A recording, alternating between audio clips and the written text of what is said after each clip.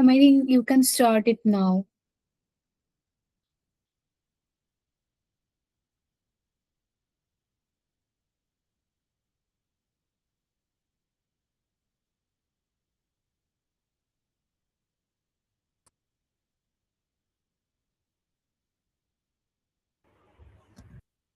Hello everyone. I formally Wait, wait, welcome. wait, wait, wait. Sorry for interrupting. Actually, it's not. It's denying. It's showing like that it's denying. I cannot record it now. Can I? Yeah, it's there. Hello. Hello. Hello, sir. Good evening. Good evening. Good evening.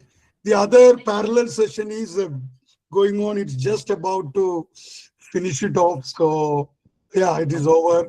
Thank you, sir. You have found out, you have taken in between a liminal time before your journey. Thank you so much for the adjustment. Thank you so much for this.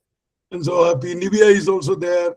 So, Ruja, who is the person who is running this session? Right. Yeah, one of our volunteers and another person. Yes, I am asking who is the anchor for this session? May kindly take the mic. Nivea is there, so we will start. Nice Yes. meeting you, sir. Are you okay, no? Dhurjjati Sarma? Yes, Are you perfect. okay? Yeah, I know. Yeah, we're good. I'm good to start from my end. So let me know when. You can Yes, easily- just give 1 or 2 minutes for the No anchor problem. to No problem. No problem. Take your time and let me know. Good Yeah, evening, please, Peony. everyone. I formally welcome you all to this session on the topic Embodies, Pedagogies, Folk Knowledge, and the Possibilities for Experimental Learning within NEP, which is associated with the year 2020. For this session, we have our speaker, Dr. Dhurjjati Sarma, who is an assistant professor at the Department of Modern Indian Languages and Literary Studies at the Gauhati University. And the chair for this session would be Dr. Nivea Thomas K, who is an assistant professor, Department of English and Culture Studies at the Christ deemed to be university. Before we delve deep into the session, I would like to give a brief introduction of our speaker. Dr. Dhurjjati Sarma is an assistant professor in the Department of Modern Indian Languages and Literary Studies at the Gauhati University, Assam. He holds an MA and MPhil from the University of Delhi and a PhD from EFL University, Shillong. Previously, production editor at Sage Publications, New Delhi, and research fellow at IGMCA, he teaches comparative literature, literary history, and culture studies. An scholar, his writings appear with Sahitya Academy, Routledge, Palgrave, Macmillan, Space and Culture, India and Margins, a journal of literature and culture, among others. And he's working on a critical history of Assamese literature. He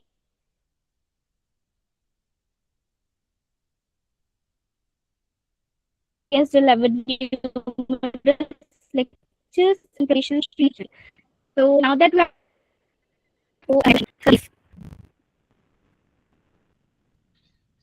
Right. So thank you so much, Peony, for the generous introduction, and my sincere word of gratitude, thanks and gratitude to organizers of this conference, especially Professor Jolly Puttaseri and Dr. Muhammad Intaj Ali for giving me this opportunity to share a few things on the vernacularity and folklore. So I have about an hour's time, but I will talk for about 45 minutes, and then we will have a few questions and observations from your end. So the subject that I intend to talk about for this lecture, for this presentation, is titled Embodied Pedagogies, Folk Knowledge and the Possibilities for Experiential Learning within NEP 2020. So this particular lecture or this particular presentation has been prompted by something that we have all been engaged with. So with the introduction of NEP 2020, there has been a widely perceptible transformation brought about in the way we are going ahead with our day-to-day dispensation, day-to-day dealings within and outside the classroom. And also, we are presently talking about more student-centric, more experiential learning within and outside the classroom.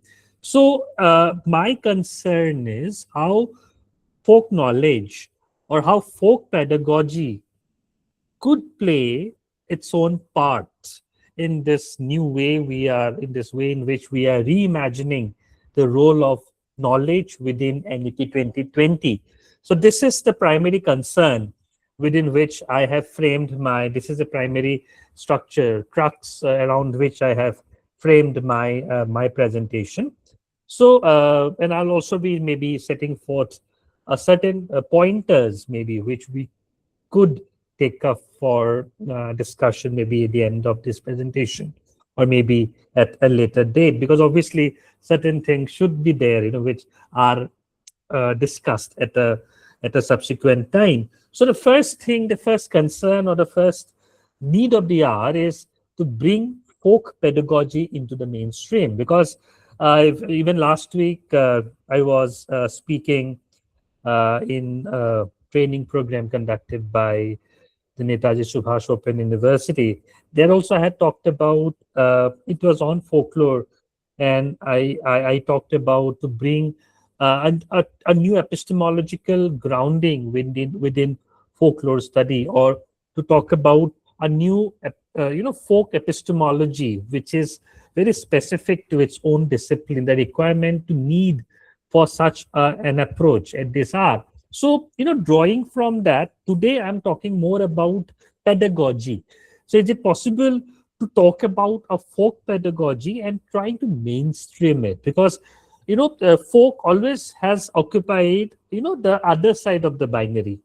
We have seen now, we have seen in within the critical sphere, cultural sphere, folk always somewhat occupies the second half of the binary. So similarly, talking within the pedagogic space, is it possible to talk about folk pedagogy is one of the dominant area of concern, dominant area of engagement within mainstream learning processes? So I am looking at this possibility from the perspective of a concept called embodied pedagogy. Embodied pedagogy. And I'm providing a definition at the outset provided by Suzanne Geddy-Pope, and she defines embodied pedagogy as embodied pedagogy is a way of facilitating lessons which use the body as the locus of learning, unquote. So the primary concern, and here when I'm talking about body, it's not just a physical corporeal existence of the body as such, but the whole plethora of body-centric knowledge that we come to talk about. This morning, I guess you must have surely been immensely benefited by the lecture of Professor T.S. Satyanath, who's my guru in comparative Indian literature. And I'm sure he talked about the body-centric form of knowledge. So embodied pedagogy is an extension of that body-centric form of knowledge, where the body becomes the site of learning. The potentialities within the body as a site of knowledge, and also how the body could be used as a medium of learning. The sensory how the sensory faculties could be used as an effective medium of learning. I'm coming to that. So how do we take this forward? So Suzanne Pope further continues that through a practice of storytelling, reflection, and imagination, embodied pedagogy creates transformative corporeal experiences that evoke enactment and a release of emotions. So I'm obviously, this is not something which is very revolutionary, but I don't think this is something which has caught the attention of the mainstream, that a form of pedagogy which emphasizes on the primacy of storytelling, reflection, and imagination. So embodied pedagogy creates what? A transformative, a radical corporeal experience.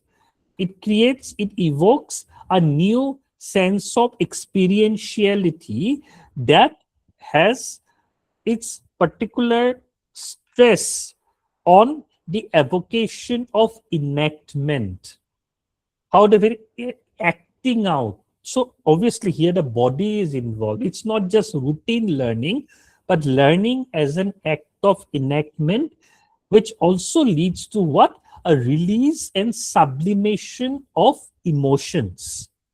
So this is where, folk and cultural aspects, they come about.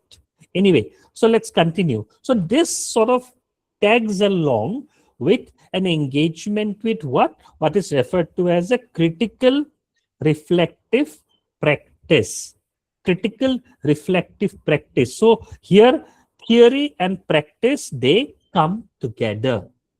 Here, praxis is not divorced from theory, but theory becomes praxis and theory, they somehow interact with in a spirit of critical reflection. So when I'm talking, therefore, when I'm evoking the necessity of storytelling, reflection, and imagination, this is not just an act of just storytelling, or it's not just an act of what I should say, a practice, but practice which is deeply embedded in critical reflection. So this actually opens up newer possibilities, further possibilities of what? From critical reflexive practice, we move on to what? Collaborative critical praxis. So it becomes an act of collaboration. It's not just about me learning, but it's about a collectivity which participates in the act of learning. So Case and Jobert, they define collaborative critical praxis as an invitation to be, come as you are, and a space to rewrite and reflect on what we want to become, unquote. So this invokes that familiar practice, within pedagogy of letting students be what they want to be. Right, this is an invitation to be one as it. So this also has its implications on discovering or bringing about or trying to make the most of the innate potential within the child. So therefore, embodied pedagogy, when it is talking about focusing on the body as the locus of learning, it is actually trying to make the most of the sensory and the imaginative and reflective, all the attributes that the body as a site of knowledge and body as a medium of learning, they together make possible.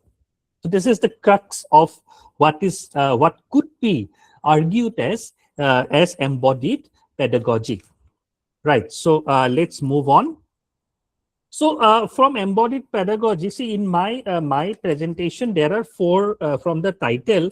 One could chalk out four major points. One is embodied pedagogy. Second is folk knowledge or folk pedagogy. The third is experiential learning. And the fourth is NEP 2020. So I talked about embodied pedagogy. Now let us move on to what I would refer to as folk knowledge. But before talking about folk knowledge, since I'm talking about the body, I'm talking about, we also need to spend a few minutes on something called folk psychology.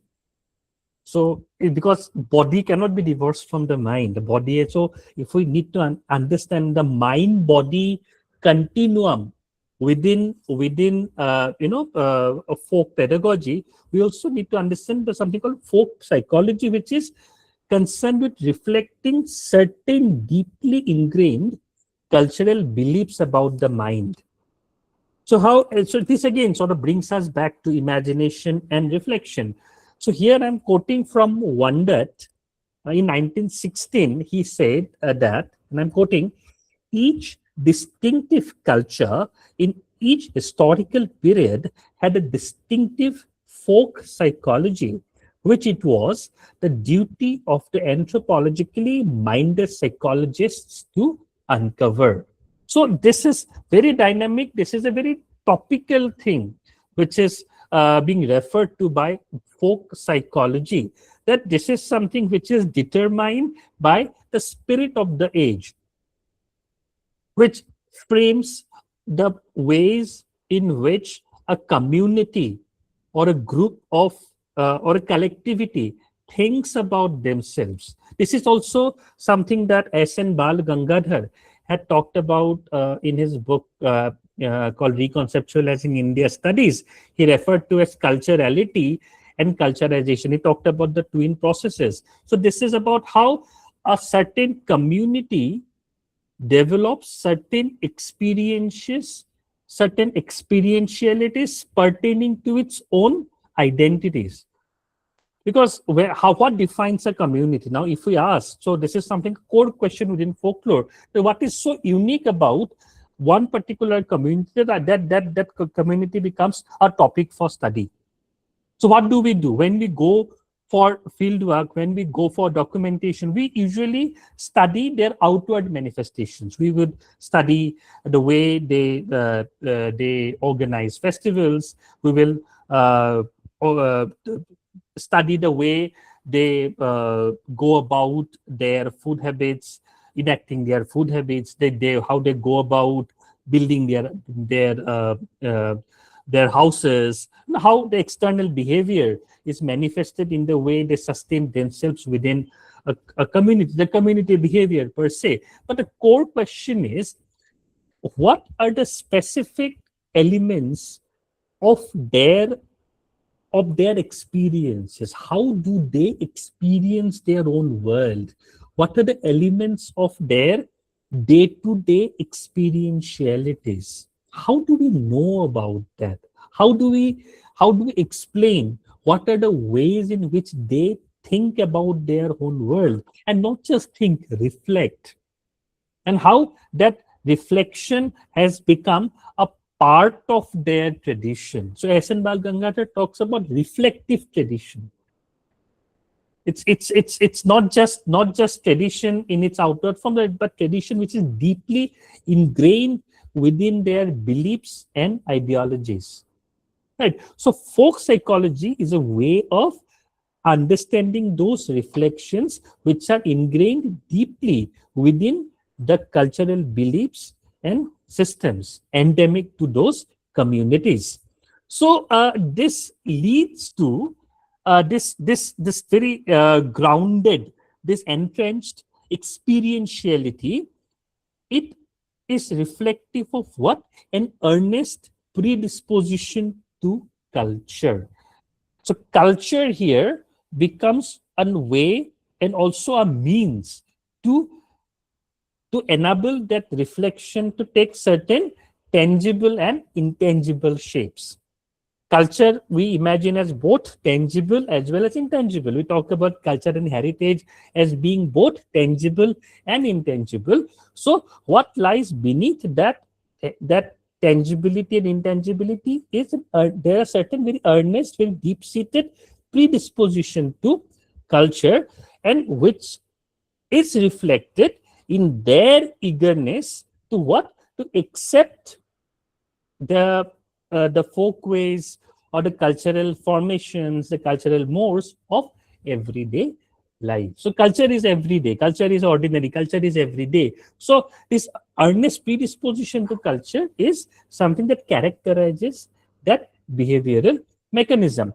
Now, this is how I understand folk psychology or folkways. Now, I wish to connect this earnest, this very rooted quotidian predisposition to culture, what with what we began, that is a pedagogic disposition.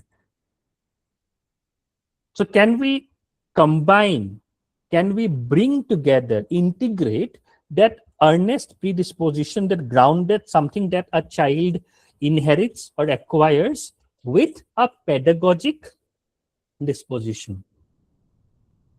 Anyway, so let's take this argument forward. So within, therefore, this new kind of pedagogy that we are talking about, so there is need to equip teachers and educators with what? With the best available understanding of the mind of the child. That is, to provide teachers with insights into what they assume or believe about the mind of the children, and thirdly, how they manifest such beliefs and assumptions in their own teaching. So this earnestness, that groundedness need to be integrated into the pedagogy. And as I will try to show, NEP 2020 in its policy structure tries to bring about that integration, though it is still at the policy level. And execution obviously will have certain challenges, embedded challenges, but this is at least at the policy level, there are some possibilities in this regard. Now, I wish to bring about another component within the third component, which is experiential learning. This is a common term. I mean, all of us are presently dealing with this new concept. This is not a new concept, but a concept that has gained increasing prominence within the learning environment. So this experiential learning was it's defined by Lev and Wenger as situated learning experience, something which is located. Again, it has its connection with embodied pedagogy, because it talks about the body as the locus of learning. So experiential learning also has its groundedness in within a certain locale. So again, experiential learning, it's the term as it is derived from the educational philosophy of John Dewey, and this defined as a learning which should be active and which should involve the student's whole being. So this is a point worth pondering. It should involve the entirety, the whole being of the students, and involve direct involvement in activities combined with reflection. So this is a question sort of I am setting forth, I'm putting to my friends here, that when we are dealing with children, or when we are dealing with our learners as a whole, are we involving, or are we as teachers, as educators, are we involving the whole being of our learners in learning? Have we been able to touch or engage the entirety of a learner's mindset, or a learner's how should I put it, learner's existence within learning? Have we been able to touch every aspect of it? Are we, or are we only touching upon, are we only quote unquote educating certain portions? How widespread has been our outreach as an educator, or how far has our discipline, how far has our ambit of pedagogy been able to touch or influence the learnedness, the body, or the mind, or the body-mind continuum of the learners?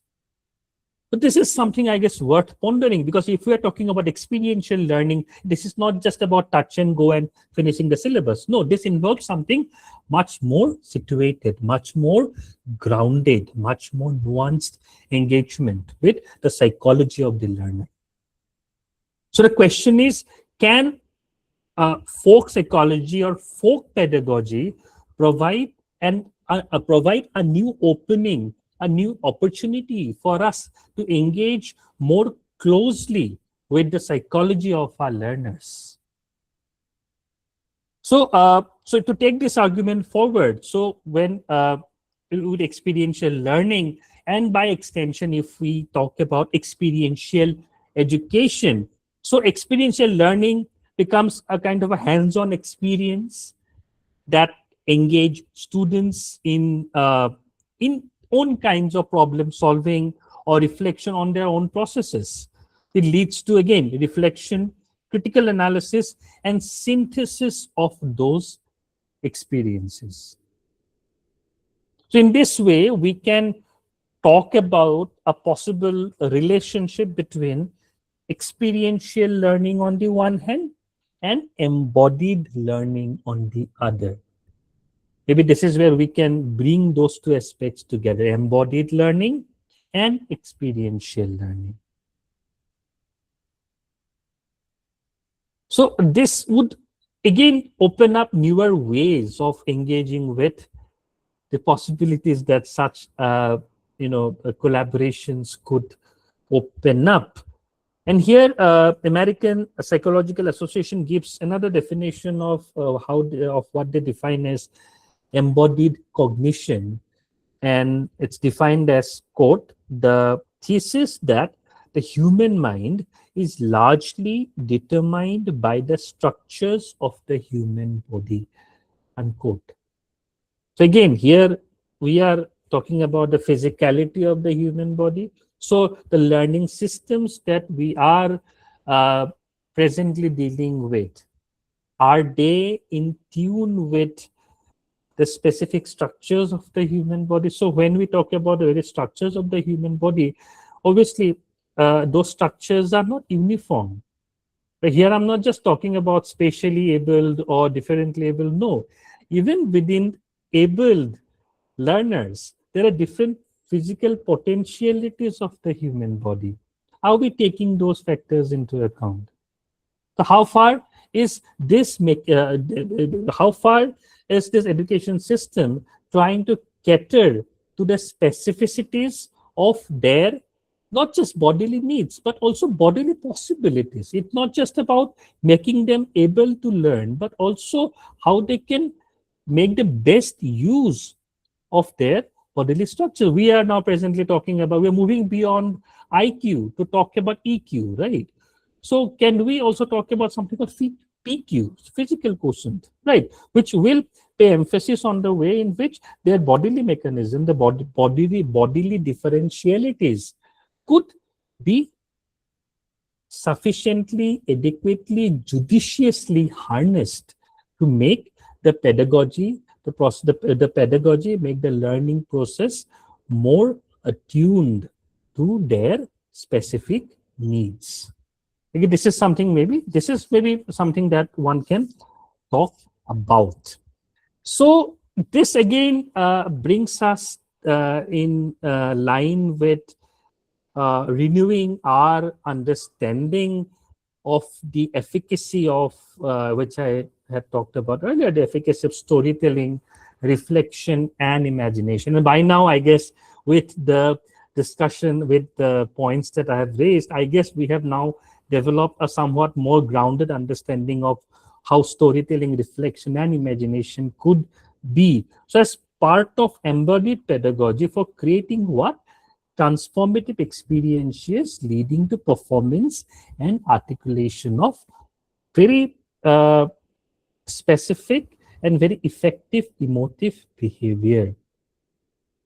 So, right, now I would like to move on to the fourth element of my presentation, which is how do we contextualize our understanding within NEP 2020, since this is where I wish to situate my engagement with these three concepts that I talked about. Now, within NEP 2020, there is emphasis on the traditional modes of education prevalent within various indigenous and local communities. We know that how uh, NEP 2020 and also IKS as indigenous knowledge system, how they are uh, collaborating or how they are sort of jointly uh, engaged in exploiting, bringing about, reviving, theorizing modes of knowledge which have not yet been codified, latent within various indigenous and local communities. So one important breakthrough that NEP 2020 has brought about, this is the association of arts and sciences. So we are moving beyond the disciplinary regimentation because the very differentialities between arts and sciences. What they had done, they had also created certain emotional blockage within our mind, right? Because from a certain age, say from 18 onwards, we become bracketed as arts student, science student, commerce student. So yeah, they may seem just like disciplinary appellations, but they also end up influencing the way we start thinking about their world. It ends up defining our experientialities. So what NEP 2020 has done is to do away, to a certain extent, with the traditional regimentation as had existed between arts and sciences. And I'm quoting from the NEP document in page 36. It says that all branches of creative human endeavor, including mathematics, science, vocational subjects, professional subjects, and soft skills, should be considered arts. And this has distinctly Indian origins. Like the term that we use for arts in Indian language is kala. So kala doesn't exclude Vigyan, right? Even kala has Vigyan within it. Everything, it talks about 64 arts. So those arts, aren't those arts scientific? Aren't there elements of scientificity within those arts? So where do we locate those differences? So here, arts and science, the sensibilities come together. So it further says that a comprehensive, holistic arts education will develop all capacities of human beings: intellectual, aesthetic, social, physical, emotional, and moral, all in an integrated manner. So this is what NEP 2020 intends to do. This is from NEP 2020 document, page 36. So how do we bring this about? How does the NEP 2020 document or NEP 2020 policy, how does it intend to bring this about?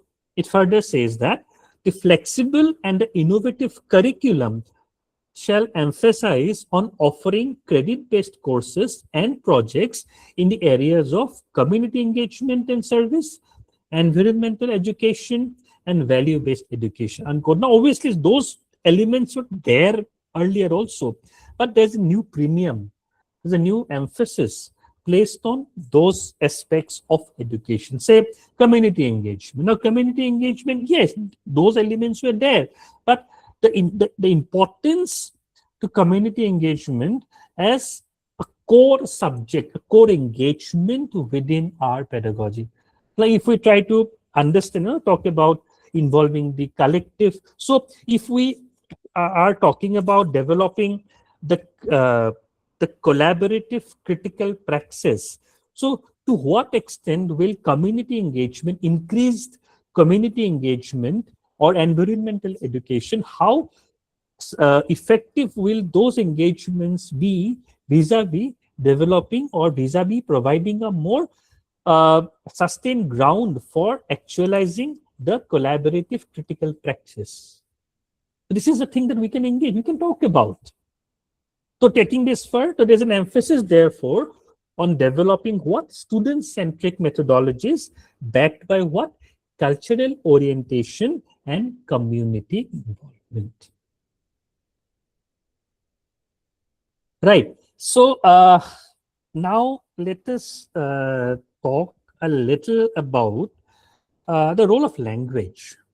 Since most of us here, I guess a lot of us, about here are from the language background.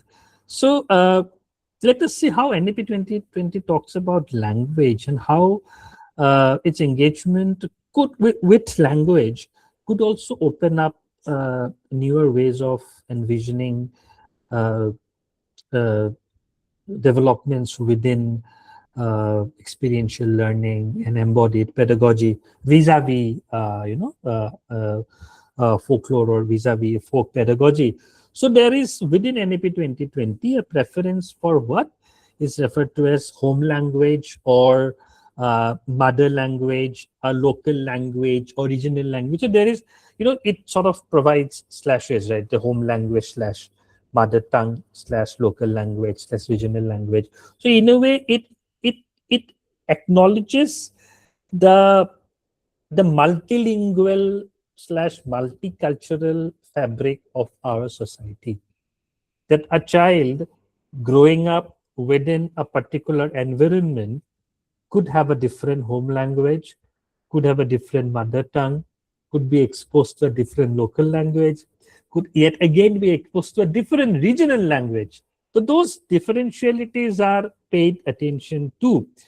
So now taking this forward with its emphasis on say, here we are talking about vernacularity, right?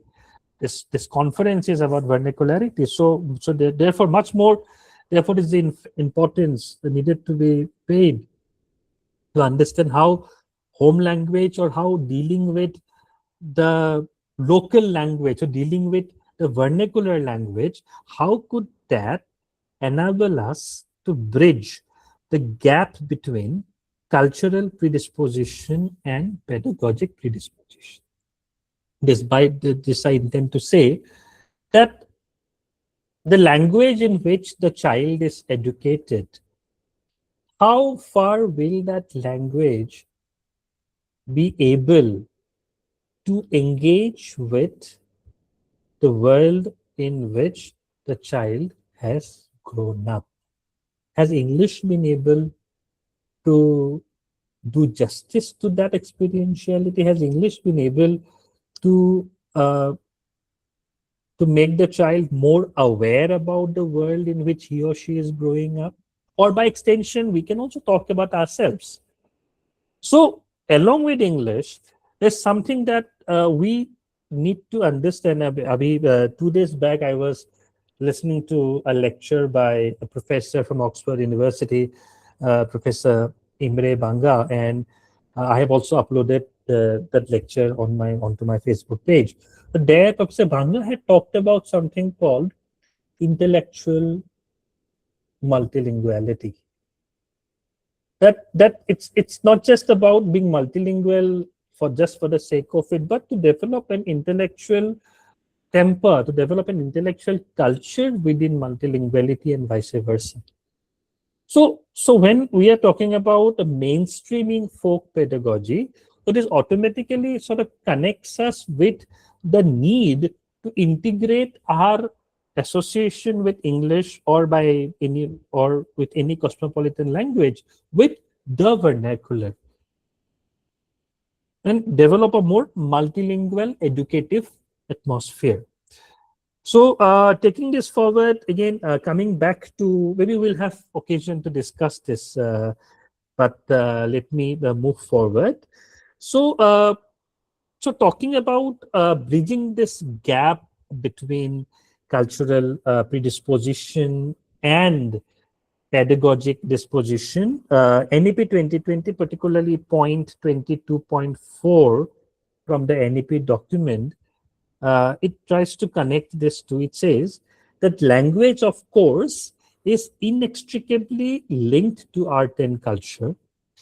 Different languages see the world differently, and the structure of a language, therefore, determines a native speaker's perception of experience, unquote. So again, this drives home this question that is the structure of language, or by extension, the language in which we are engaging with the learner. So has that language enabled the learner or the learning community to see their world differently. And also, by extension, determining that speakers or that educators or that learners' perception of experience. So now we're talking about developing more embodied cognition or embodied experientialities. So what is the role that languages could possibly play? The vernacular languages could possibly play in this regard. And here I am by no means talking about, just mother tongue education or excluding English. No, English will be there, shall remain. But as I said, we need to develop a more intellectually grounded multilingual learning environment. This is what is required. So again, to make embodied pedagogy and to make this, again, in this mainstreaming of folk pedagogy, multilinguality is the need of the hour. This is something that we can begin with. And also, as something which is more activity oriented, NAP 2020 also mandates hiring of outstanding local artists, writers, craftspersons, and other experts as specialized instructors in various subjects of local expertise as master instructors, unquote. So how the knowledge which is embedded not only within the classroom, but also in the environment outside. This is also part of this community engagement, but bringing the community into the classroom, thereby expanding the four walls of the classroom to include the community.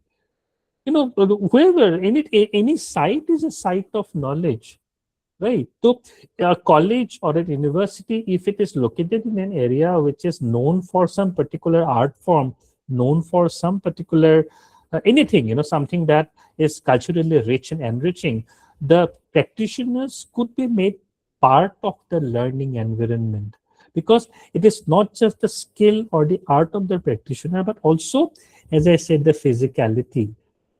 Because obviously, by engaging with a particular art form for many years, those artists, those craftspersons, they also have developed a kind of an artistic physicality, right? Which needs to be internalized, which needs to be understood and observed. This would make learning more grounded, learning more embodied, right? And therefore, that would make the whole process of pedagogy more complete, more extensive. And this is how, I guess, we can bring folk pedagogy into the mainstream. And making it worthwhile. So NAP 2020, I know it's still on many occasions, it is still at the policy stage. But as practitioners or as teachers and educators or researchers who eventually would be the ones who will make those policies transform into reality. So I guess we need to be more proactive in the way we envision the various mandates and see how they work best for our students, work best for our community and the nation by extension. So, well, I stop here. So thank you so much. And I have spoken for about 45 minutes. Now I would sincerely solicit your questions, comments, observations, which will hopefully be more, which will make this interaction more feasible and fruitful. So thank you so much, and over to you, Jolly sir. Thank you. There is Nivea. Nivea is there? Yes, sir. Yes, sir. Yeah, come on. Yes. Yeah.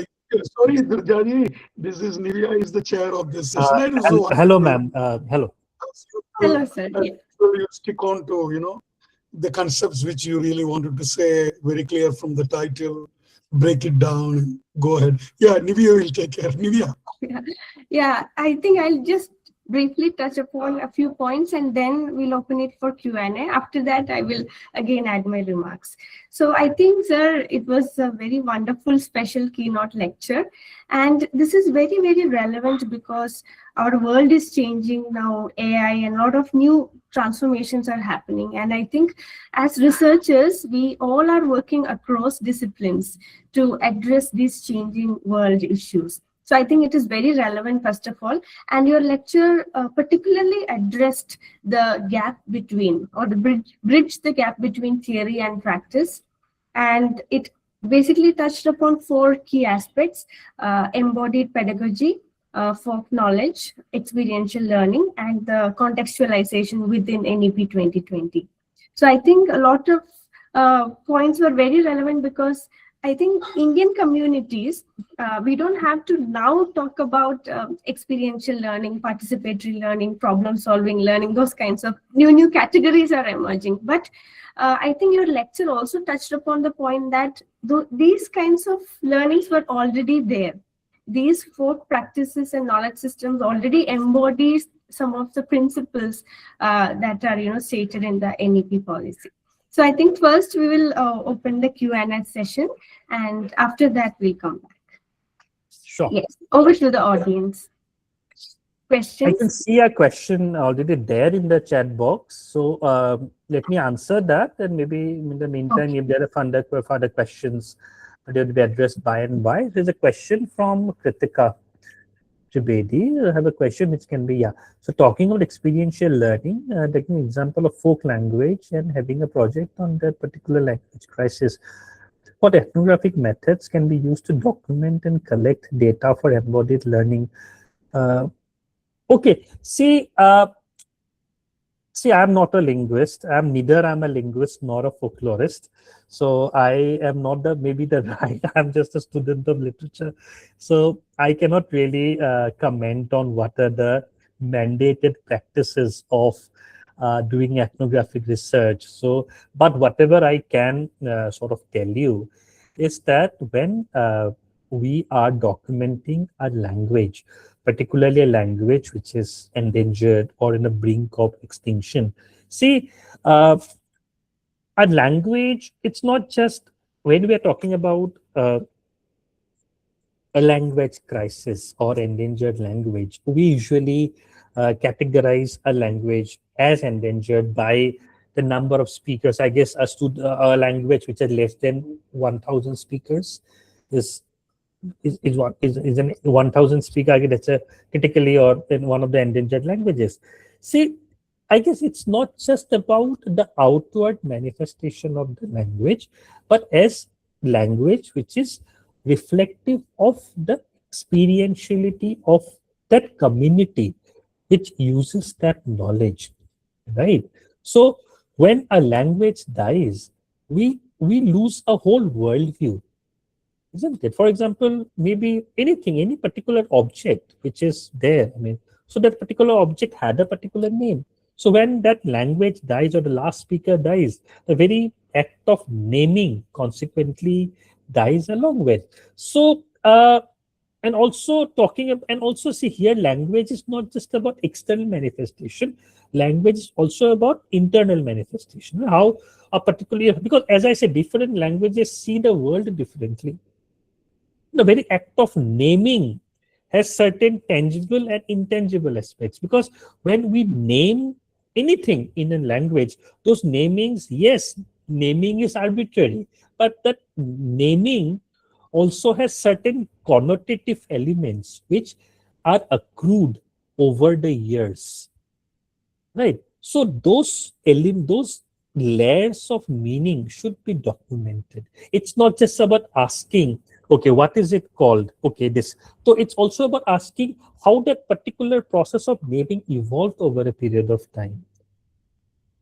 So again, this is something that could be used, one of the processes of possibly documenting a language, and also mapping the way in which that language evolved over a period of time. Because as a researcher, we encounter that language at a particular point of time, right? But that language is never static. Say, for example, Hindi or English, those languages have not stayed static over the years. But so something similar also applies to folk, quote unquote, folk languages. So languages have evolved over a period of time. We need to document that evolution. So if we document that evolution, there's also something that remains for the future. This is how the language prospered. That if we tap that evolution, I guess we'll get a more grounded understanding of the way in which that language evolved over a period of time. Anyway, so let me thank you, Kritika, for the question. Let me move to the next one. Inspiration and include artistic physicality in mainstream pedagogy for artistic physicality. Okay, could know more about including arts in mainstream learning. See, arts. So by arts, if you are just see, arts, as I said, now it's a very comprehensive body of learning, right? This is what I intended to convey, that by arts, it not just mean something quote unquote artistic or something just to do with, say music or dancing or painting, right? Those are elements of learning. But what I intended to convey by integration of arts was to make the whole knowledge paradigm accessible to the students. It's more about the knowledge element, right? It's so how that experientiality, how that evolution of learning within a particular domain of arts, how can that be, how a student could be exposed to that domain, right? This is what I intended to argue, by talking about including arts within mainstream learning. So it's not just about learning the art, but it's also about learning the life of the artist. How that art has been integrated into the life. So this is the life of an artist. How to understand that life, to understand that integration between art and life, this is required. Not just as a vocation, but as a more embodied engagement. That is why we need to take the classroom out into the community, or bring the community into the classroom. This is what I guess is required. Thank you. Yeah. Okay, so there are more questions. Right. So Parithi has a question. Well, I don't have a fully written paper now. These are some of the observations which I have noted down. So as and when I have a paper, I'll surely share with you. Right. So Parithi has a question. Wonderful, thank you. Wonderful session, thank you. How can we see the intersection of oral folklore or even digital folklores due to the fluid, especially when we are seeing it expanded pedagogy, and the intersection of oral folklore? See, fluidity is a part of it. See, we cannot see that this is where we usually fall into the trap. Usually we try to, straitjacket our community understanding within a space-time coordinate. But the very knowledge here itself is fluid, isn't it? It's fluid by its very nature. So the pedagogy that we are planning to develop, or a pedagogy that we intend to develop, must address that fluidity. Or I would rather use the more dynamicity, more dynamic,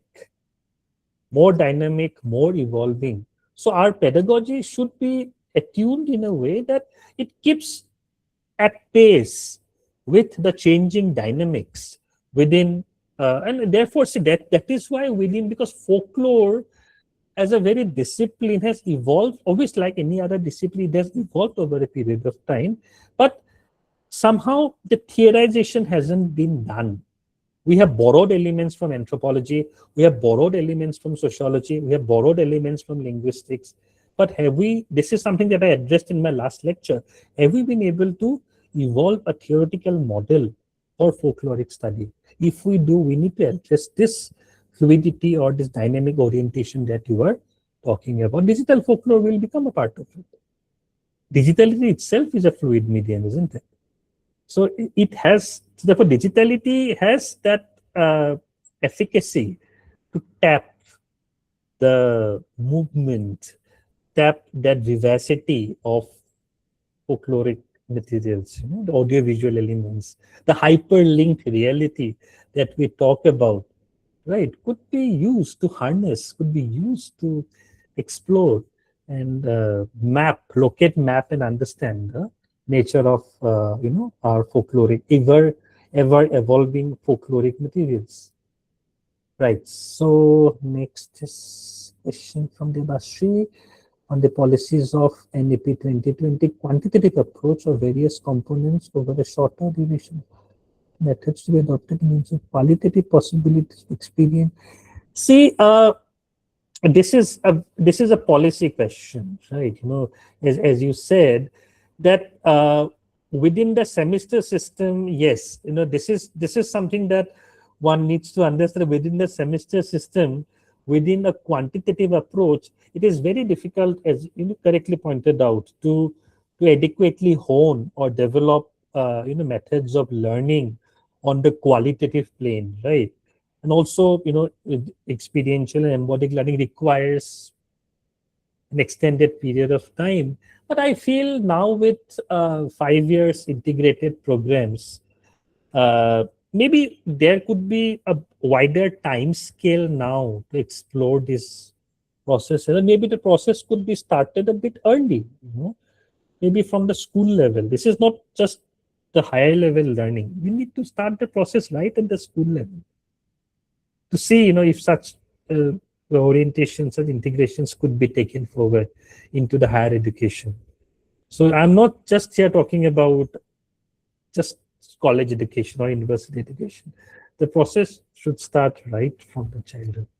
That is hence the necessity of including folklore into mainstream pedagogy right from the school stage, rather than at the university or at the college stage. If you start from school stage, obviously the qualitative assessment will have more time for any more evolved pedagogical engagement. So yeah, but obviously it requires more policy driven actions, right? This is you and me over a seminar session cannot decide that. It requires more grounded, more policy driven approach. Right? Yeah. With the recent possibility of Utagogi and all, make us, to approach differently. There will not be any more textbooks required, only mentorship, make this a possibility. So we can cut across community, classroom, outside, inside. Possibilities are galore. So I have a request to you. The request is if you can post your Facebook post of intellectual multilinguality lecture, in the link, if possible. I will share Professor Banga's lecture. Maybe I'll share the link with you. Beautiful idea.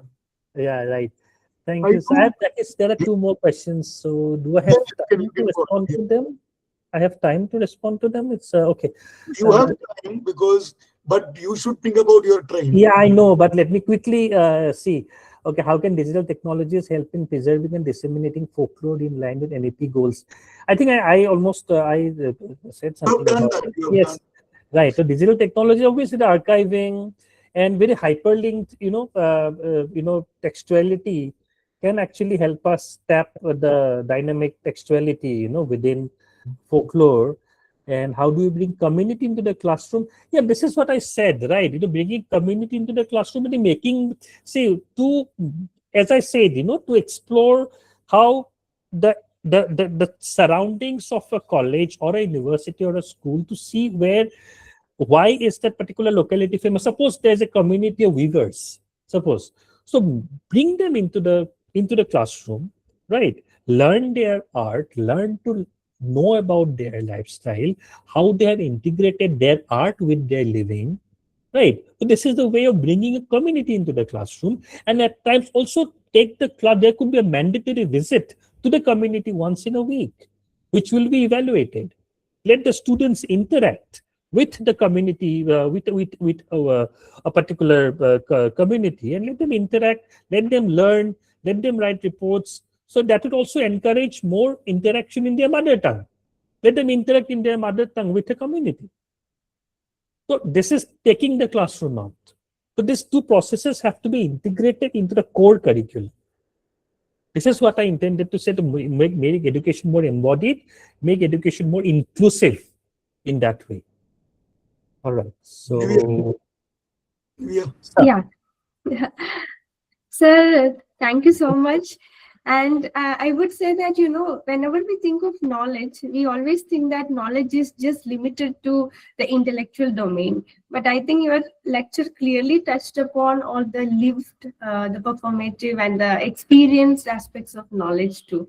So I think some of the points that you have told, I myself have also tried, and I also felt that it would definitely be successful in class, because I also took students outside to a street, and the students have gone to this street called Church Street in Bangalore so many times. But that was the first time I asked them to record, what do you smell, what do you hear, what do you see. So I think all those sensory experience mapping and all help them to look at that place with a different perspective. And there was community engagement also. So I think all these are like very, very relevant, and it's very important to bring a multilingual environment and a multicultural environment to classroom and the outside engagement as well. So since you have a train to catch also, so I'm not delaying it. Thank you so much, sir. thank you. Yes. Thank you for the opportunity, and thank you everyone for your questions. The questions have really prompted me to delve deeper into whatever knowledge I have. I'll surely address your questions, and maybe I will develop it into a full-length paper and share with you in due course of time. Thank you so much. And thank you, sir, for making it possible. Very wonderful. And I hope, as you predicted, the NEP will make the pedagogy, cultural pedagogy or folk knowledge into the mainstream. And that will help us. Like Nivea has taken us students to the market site. Yeah, so many things she has done. So made them to make a story with the digital AI. So these are the wonderful things. So thank you, both of you. Thank you all. Thank you, Debolina. Thank you all for staying back. Wonderful. Thank you so much. Thank you. Thank you, everyone. Thank you, sir. Thank you, Intaj. And thank you, Nivea, for the anchoring and everything. So thank you, everyone. Thank you, sir. Yes. For all of you, we have one more session coming up. We may have a small break. It is slated at 7:30. I think, Debolina, someone will announce, right? And sir, please permit me to log out. Yes, of course. Thank you so much. Thank you, sir. Thank you so much. Thank you. Yes, sir, we have volunteers. They'll probably join at 7:30 and continue with the session. Okay. It's going to be a very, very wonderful session. Please do come in, join.